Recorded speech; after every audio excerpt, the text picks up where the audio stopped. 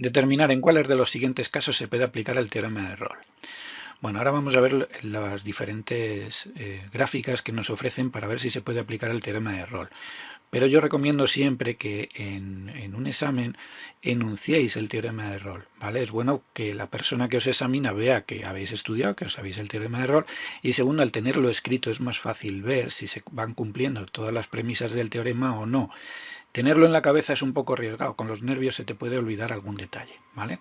Entonces recordemos que el teorema de Rolle lo que nos dice es que si f de x es una función continua en el intervalo cerrado a b y derivable en el abierto a b y tal que f de a es igual a f de b, entonces podemos asegurar que existe al menos un punto en el que la derivada primera es cero, es decir, la pendiente de la recta tangente a la función en un punto dentro del intervalo es cero, es decir, la recta es horizontal, la recta tangente es horizontal.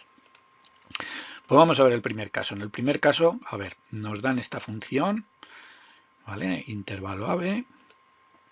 Perfecto, ahí está.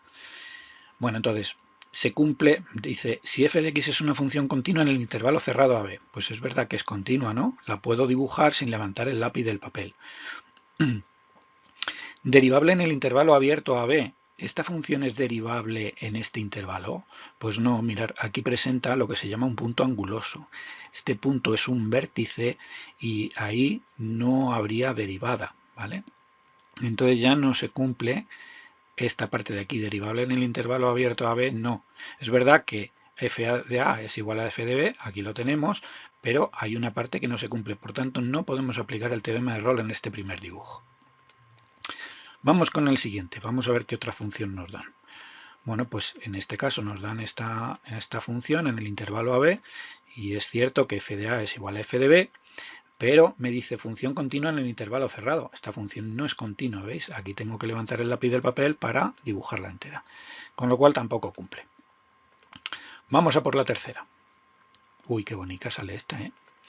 Bueno, pues esta, aquí tenemos f de A, f de B, de nuevo f de A es igual a f de B, muy bien, es una función continua, ¿veis? Pero nos pasa como en el primer caso. En este caso tenemos más de un punto anguloso, es decir, más de un punto en donde no existe la primera derivada de la función, ¿vale? No se puede aplicar. Vamos con el último. El último estaréis diciendo todos, pues en el último se tiene que cumplir. Si no se ha cumplido en los tres anteriores, en el último seguro que sí. Pues no. No hay ninguna ley que obligue a eso, amigos.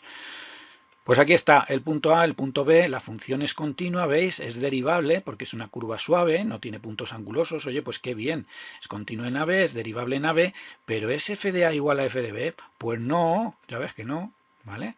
Entonces, ¿veis lo bueno que es tenerlo escrito? ¿Se cumplen algunos de los cuatro dibujicos? Pues no, lo siento.